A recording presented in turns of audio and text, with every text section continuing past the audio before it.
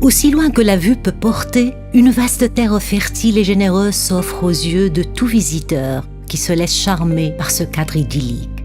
D'emblée, notre regard embrasse cette vaste verdure jalonnée de montagnes, dont les sommets semblaient toucher le ciel. La mer et ses vagues frôlent cette vallée verdoyante, ornant ainsi cette symphonie naturelle pour rivaliser avec la beauté du paysage montagneux. L'on y voit encore le fleuve Medjerda. Donnant la vie à cette terre, il traverse fièrement ces immenses plaines délimitées par les montagnes et la mer qui réjouissent le regard.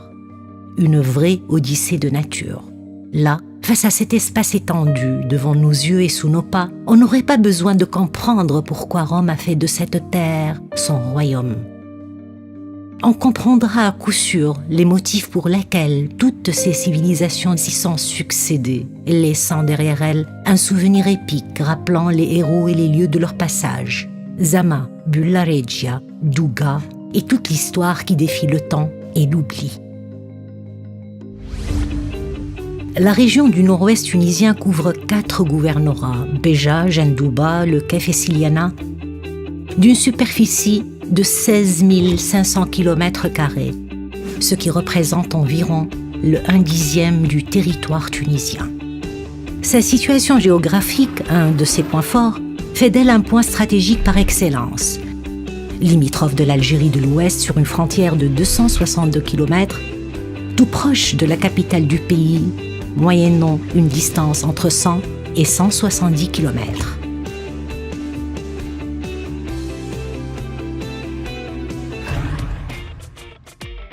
Elle est également reliée à l'Europe par l'aéroport international Tabarka et une ligne ferroviaire qui relie le pays de sa voisine, l'Algérie.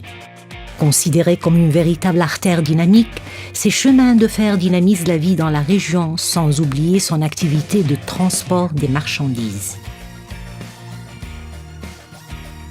La région dispose également d'une infrastructure et de routes modernes, reliant ses gouvernorats aux principaux ports commerciaux et aéroports du pays, le port de Radès et les aéroports de Tunis et d'Amphida notamment. Les villes du nord-ouest tunisien ont une couverture complète des réseaux de téléphonie, mobile, Internet et fournissent une connectivité fibre optique à toutes les zones industrielles et aux cyberparcs de la région. Cela a permis d'établir et garantir une communication technique efficace et importante, valorisant les projets de développement dans la région.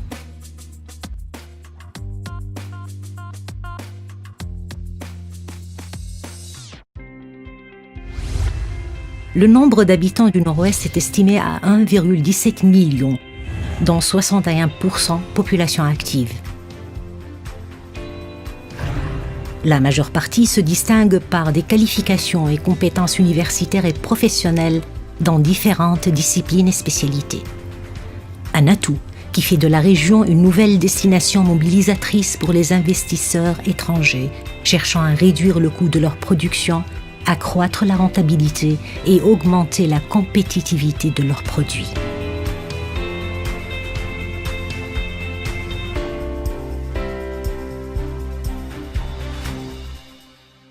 اليوم مؤسستنا قريبه برشا من المؤسسات الجامعيه الموجوده بالجهه، منفتحه على المحيط نتاعها التعليمي، سواء الحقيقه على مستوى التعليم العالي او كذلك التكوين المهني. الدوله الحقيقه اليوم توفر لنا تكوين تكميلي للاطارات حسب البيزوان الحقيقه سبيسيفيك نتاع كل مؤسسه.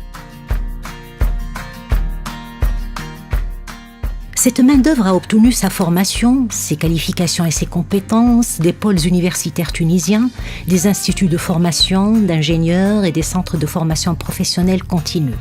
On mentionne également le rôle que jouent plusieurs organismes d'appui et d'encadrement des investisseurs. اليوم نجموا نستثمروا في الجهه، اليوم نجموا نتحصلوا على مهندسين او تقنيين ساميين ذوي كفاءه ذوي امكانيات المطلوبه في المؤسسات، ونجموا الانسان اليوم يستثمر في الجهه ويكون متاكد اللي باش يتحصل على مان دوفر كاليفي دو كاليتي، مان دوفر الحقيقه سبيسيفيك سولون لي ميتين اللي موجودين اليوم في السوق. 333 entreprises sont actives dans le nord-ouest tunisien, employant environ 30 000 travailleurs. On compte 79 entreprises totalement exportatrices et 22 entreprises partiellement exportatrices. Ces chiffres s'expliquent par la diversité sectorielle du tissu industriel et économique tunisien et de l'efficacité des services dans la région du Nord-Ouest, qui est en progrès permanent, comme en témoigne le succès et la prospérité de nombreuses entreprises locales et étrangères qui se sont déjà implantées dans la région.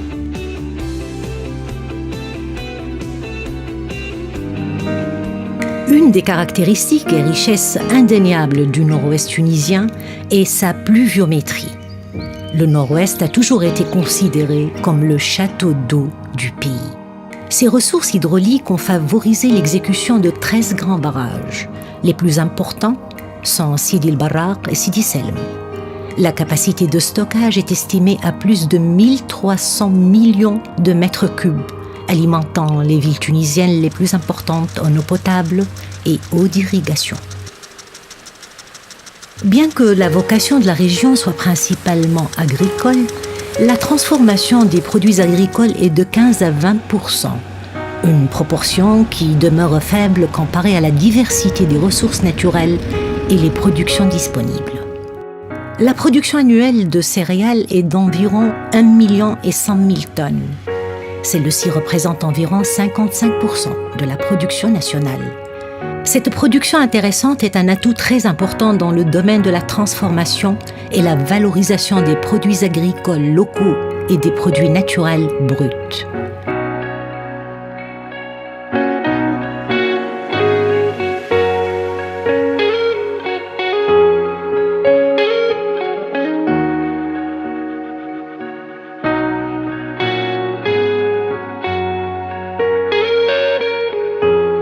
L'activité agricole du district se caractérise aussi par une production animale notable, représentant 30% de la production nationale laitière et 40% de celle de viande rouge, compte tenu de la disponibilité de pâturages étendus et de la possibilité de cultiver les fourrages dans la région. Dans ce sens, la région produit plus de 320 000 tonnes de lait par an, et la transformation de ces grandes quantités de lait à 50% reste ouverte au succès des projets de transformation. الشركة هذه تم بعثها في الشمال الغربي بالذات نظرا لما تزخر به الجهة من مكونات هامة في منظومة الحليب. كذلك فيها ما يعادل 30,000 تقريبا مربي أبقار اللي خلاها معناها تتصدر إنتاج الحليب في الوقت الحالي.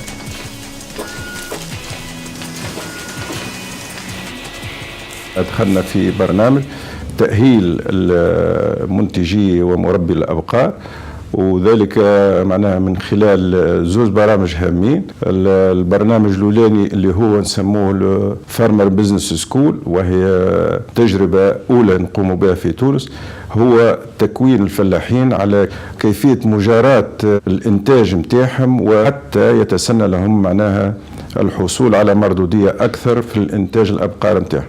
وهذا الكل يمكن المؤسسة معناها من الديمومة والتطور وتحسين الإنتاج في الجهة وتحسين دخل الفلاح في الجهة.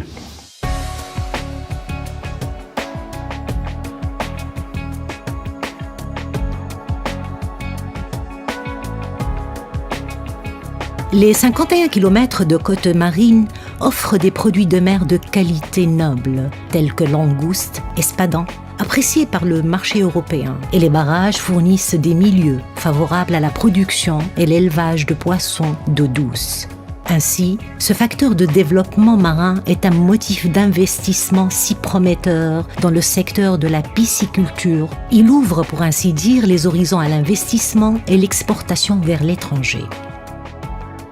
Les forêts étendues de la région constituent un réservoir stratégique prometteur pour l'investissement, tel que l'extraction ou la distillation des huiles essentielles. Le Nord-Ouest est métaphoriquement connu aussi comme le poumon de la Tunisie, vu la richesse de ses ressources forestières. La forêt couvre une superficie totale d'environ 500 000 hectares, dont 200 000 composés principalement de plantes médicinales et aromatiques. Ces plantes sont exploitées dans la production de plusieurs extraits médicaux et huiles essentielles populaires sur les marchés européens.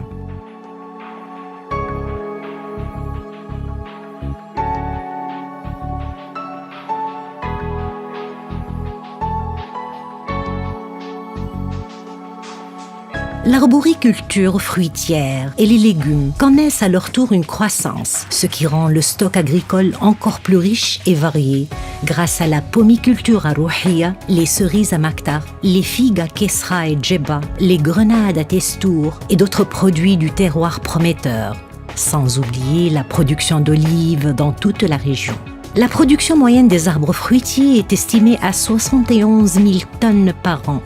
Un avantage qui peut donner naissance à l'exploitation, la valorisation et l'exportation du produit agricole frais à forte valeur ajoutée. L'expérience de l'oléiculture biologique est d'une notoriété avantageuse sans précédent. La région de Mjezelbet s'est distinguée en remportant la médaille d'or dans une des compétitions internationales les plus renommées, grâce à la qualité indéniable de son huile d'olive extra vierge et de Toukeber. الجوائز العالمية اللي خذيناها هي اللي خلت معناها الطلبات تزداد من يوم إلى آخر. ما تتصورش في بالك قداش عندنا طلبات على زيت الزيتون البيولوجي نتاع المنطقة هذه. زراعة الزيتون راهي مش جديدة منا في المنطقة هذه، راهو الرومان هم اللي زارعين الزيتون وعندنا ضيعات لتو أشجار رومانية منا مازالت موجودة. احنا بالنسبة للزيتون ما ندوهوش بالكل، ما نحطولوش أسمدة بالكل، من بعد تقع الخزن نتاعو في أواني خاصة أون إينوكس وإلا بولار وبعيد على الضوء وبعيد على الهواء باش ما تقعلوش أوكسيداسيون. Cette huile d'olive aux multiples vertus se trouve aussi dans plusieurs autres régions qualifiées et susceptibles de décrocher les meilleures notes de la qualité internationale, comme Elles, Tborsoq, Balta Borawen, Kesra et d'autres zones de la région. Des études géologiques effectuées par l'Office national des mines avec la collaboration de l'Office de développement du Nord-Ouest ont démontré la richesse de la région en substances utiles, exploitables, de conversion. Cette richesse naturelle promet dans la mesure où elle contribue à la diversification du tissu économique de la région grâce à sa forte rentabilité et sa valeur ajoutée. En témoigne le nombre de carrières d'extraction de marbre, surtout celle de Ainovdil au Kef, Ibn Hazm à Siliena et celle de Chemtou à Jendouba. Il reste des défis à relever dans ce secteur, certes. Il est notable que plus de 80% des blocs de marbre extraits sont convertis en dehors de la région ou destinés à l'exportation. Il sera judicieux d'installer des pôles de conversion et d'usinage de marbre dans la région. L'extraction et le traitement du sable siliceux à Tejeruine et Armil représentent un domaine d'investissement si prometteur. La région recèle de grandes quantités de sable de qualité, avec des pourcentages en silice dépassant les 98%. Ce sable offre une matière très demandée dans la fabrication du verre. Les régions montagneuses contiennent d'énormes quantités d'argile transformable, largement utilisée dans l'industrie céramique et celle de la brique. Un futur projet d'exploitation des gisements de phosphate sera mis en place à Sraourten, au Kef, un projet capable de fournir d'importantes opportunités d'investissement.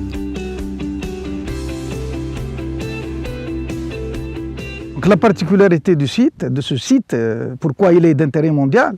Parce que c'est une coupe complète. Par conséquent, les scientifiques ils ont pu retracer l'évolution de la Terre au niveau de cette couche. Sur 100 sites, sélectionner 10, il est le premier parmi ces 10 sites. Les analyses chimiques et géochimiques ont permis de mettre en évidence en particulier la présence en abondance d'un élément chimique qui est l'iridium. Et cet élément, il est absent ou rare dans la Terre, mais plutôt il est extraterrestre. Donc c'est à partir de là qu'on a conclu que la Terre a été percutée par un astéroïde il y a 65 millions d'années. Donc l'intérêt de ce site a conduit l'UNESCO à le classer comme un patrimoine mondial. On a un programme de préservation et c'est pour, en quelque sorte, promouvoir le tourisme dans la région dans le but de développer le Kef.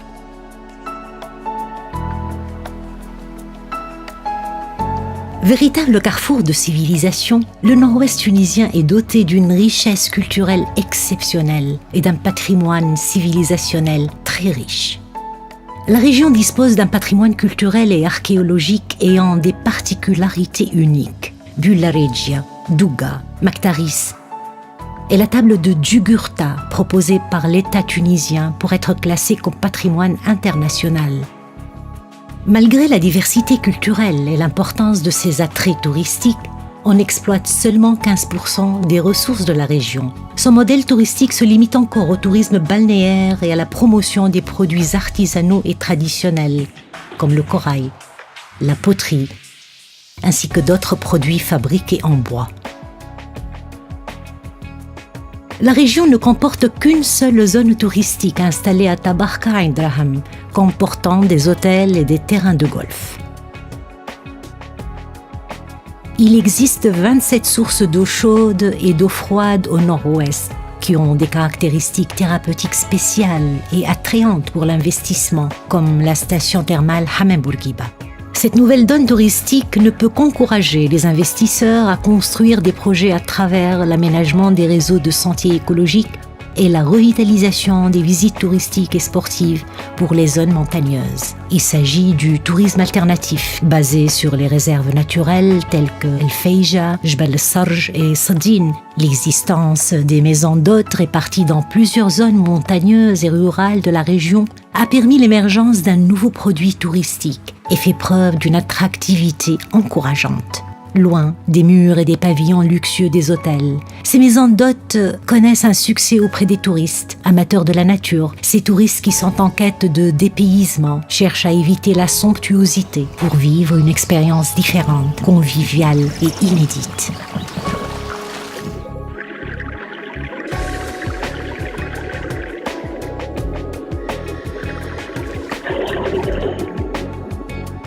La région dispose également d'une diversité géologique assez importante, voire exceptionnelle, grâce à la présence de plusieurs grottes.